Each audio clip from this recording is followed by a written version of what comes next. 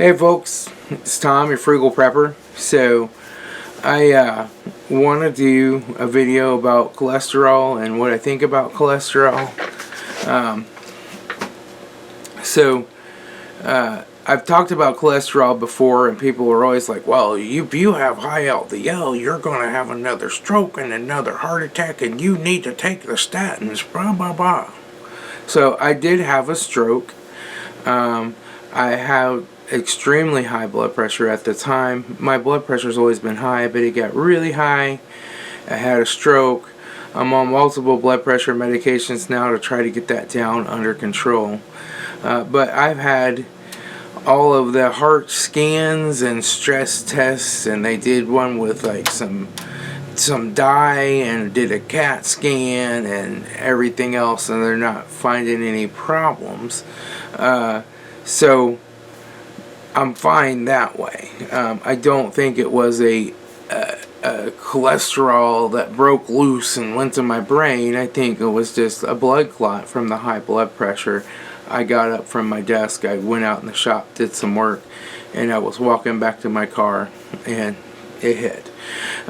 They did do a MRI scan after the stroke, and the results of that showed I've had 4 to 5 additional strokes that I did not know about. So that happens. Sometimes the strokes just hit a part of your brain that isn't really used or whatever. Or it's very, it's used kind of in the background for background type things, and you don't really notice it.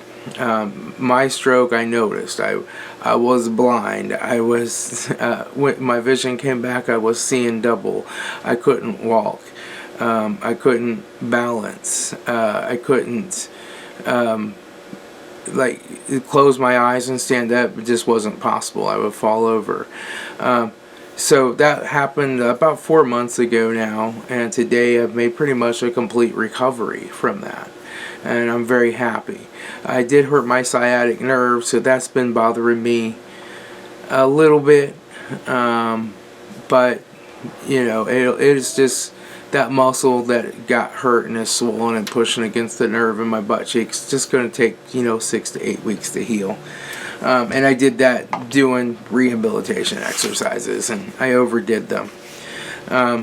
So I got some notes here that I'm going to look at throughout the video.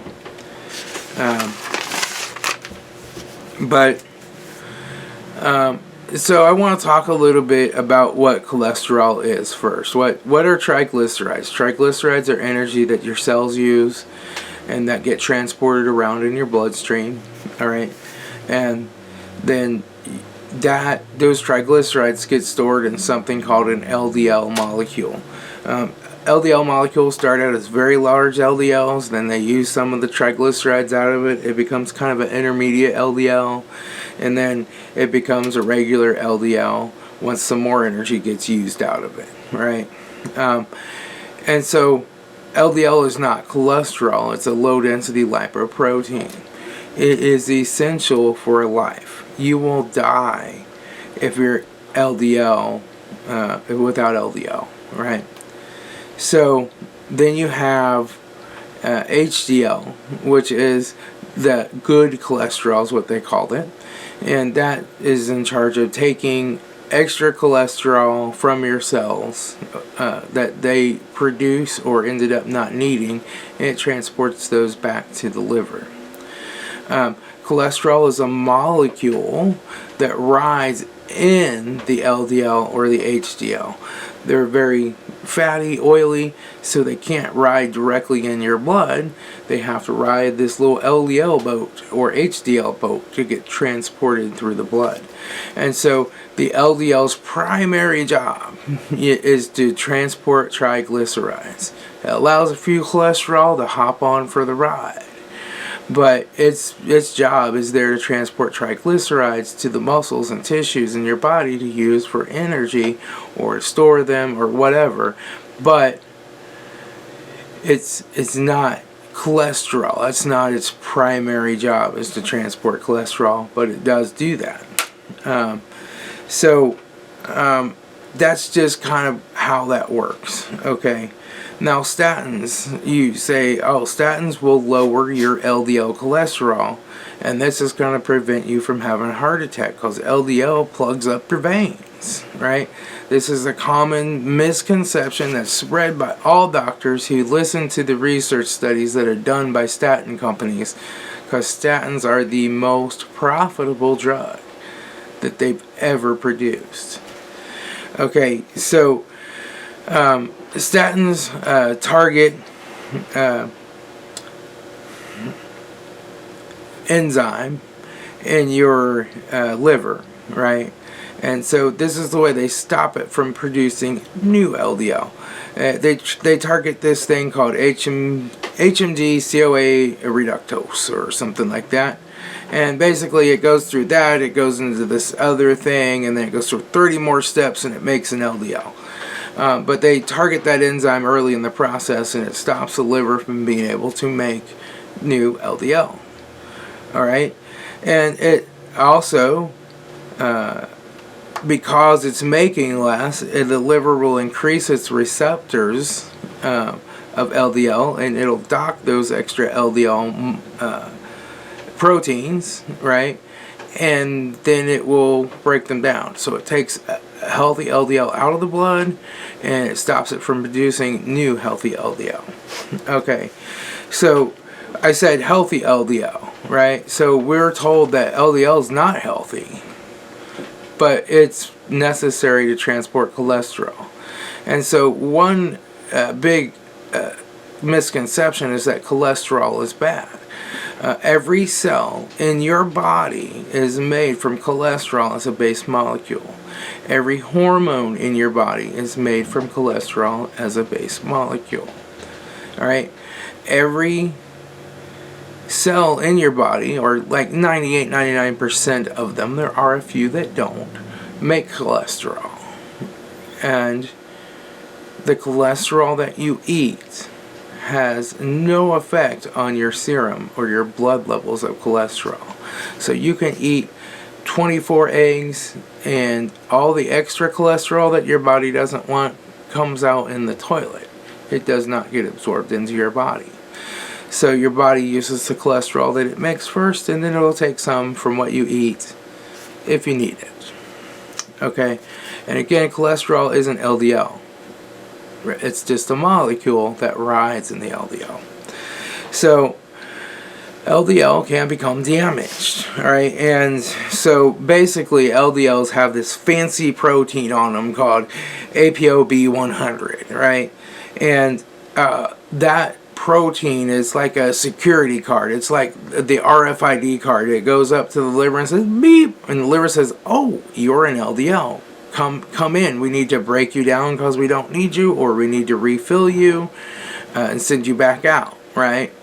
And that's how it knows that it's an LDL molecule. And that's how cells know that they're LDL molecules, and they can take some triglycerides and cholesterol from them. So when the ApoB 100 gets broken, now the LDL is unable to dock anywhere in the body. It's unable to be used, right? The LDL floats around. It goes through a bunch of changes and gets absorbed by certain cells, but basically it becomes calcified and sticks to your arteries. And it is what causes heart disease, those broken LDLs, not the healthy ones. The healthy ones are fine. So how do you know if you have a lot of broken LDLs? Well, the main thing that breaks LDLs is oxidative stress, or oxidative stuff in the body. So, and the way oxidation works is you add an oxygen molecule to something, it steals one of the electrons, and it changes it. Alright? So, a good example of oxidation would be you take a big bite out of an apple and you let the apple sit on the table and it turns brown. It's because it's oxidating. Okay, so what are the main things that cause oxidation?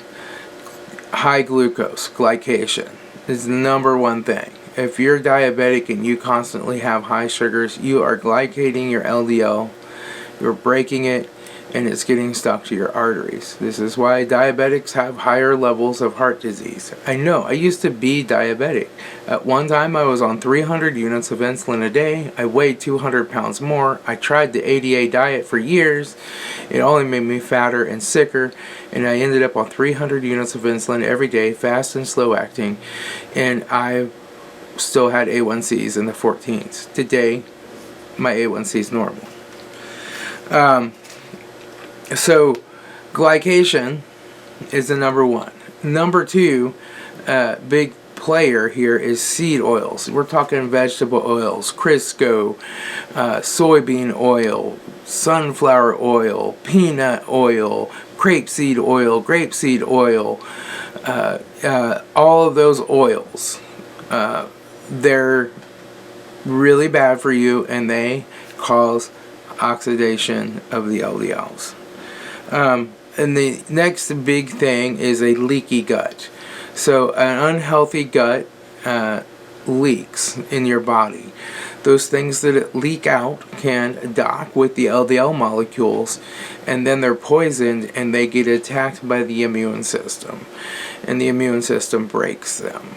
As they're called endotoxins. So that's another major method that you can do it. And why you have a leaky gut? Because you're eating Twinkies every day, right? And iron can also cause it, like really high levels of iron. And you're like, well, I eat lots of red meat, right? Like tons of red meat, as primarily a carnivore. So why am I not having that problem? Well, the iron I eat is non-heme iron, non-heme iron causes it. The iron I eat is heme iron. It comes from animals. And like plants and synthetic iron salts really will react differently in your gut and in the body. Heme iron stays very neutral in the gut and in the body. And so a lot of iron from plant-based sources and synthetic iron salts will cause oxidation, where the heme iron does not. It's very stable, and what you don't need gets passed out. And if you are a plant-based person and you're going to do a lot of plant-based iron, you need a lot of vitamin C as an antioxidant, or a lot of other antioxidants will work too, but vitamin C is great to take with plant-based iron. That's why so many plants have vitamin C. That's one of the reasons, because you don't want the oxidative stress from that. So taking an iron supplement but not taking any vitamin C, or eating a lot of vitamin C, you're more likely to damage that LDL. And that gets into the whole iron thing. And there's people with anemia, and there's a disease that's for too much iron. I don't know about all that because my iron score is normal, and I would say I eat tons of red meat and tons of iron, and I don't have any iron problems. But if you do, you probably need to work with your doctor on that. I'm not an expert in iron deficiencies or too much iron or not enough iron. I do know my mom has had an iron deficiency since she was a child. She has to get blood transfusions for it and has to take all these iron supplements over the years. She switched to primarily a carnivore diet, started eating lots of red meat, and she doesn't even have to take an iron supplement now. Her iron is normal for the first time in her life. She's in her 80s. So that's just what I believe about statins. That's from the research I've done. I really don't think that any good doctor should take an oath to first do no harm and then prescribe statins to people, because the statins do harm. And so why is lowering the LDL bad? Well, you're lowering the healthy LDL, right? So the liver stops producing LDL, it reduces LDL, but only the healthy ones. That's the only thing it can see and interact with. It doesn't do anything to reduce the unhealthy ones. So you're taking this body and you're starving it of the nutrients and the cholesterol and the triglycerides that it needs for muscle tissues, for all tissues.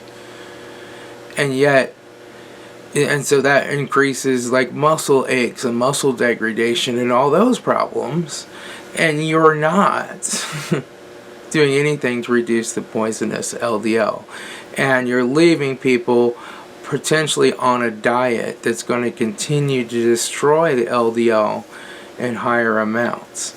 So the LDL that is getting produced is now getting destroyed, so they're even lower in LDL. I just don't think that statins are a good thing. I think they were well intentioned along the way, but as we've learned more, they're not good. So that's how I feel about it. That's why I chose not to take statins, right? And that's probably one of the reasons my stroke recovery happened so fast, because the brain is made mostly from cholesterol. Having plenty of LDL helps. My LDL was 121 2 days after I had my stroke, and a couple months before that I had it taken, it was 117. It has been below 100 before. It normally huddles in that 100 to 120 area. So I think that's perfectly fine. I'll talk to you all later. This is Tom, your Frugal Prepper.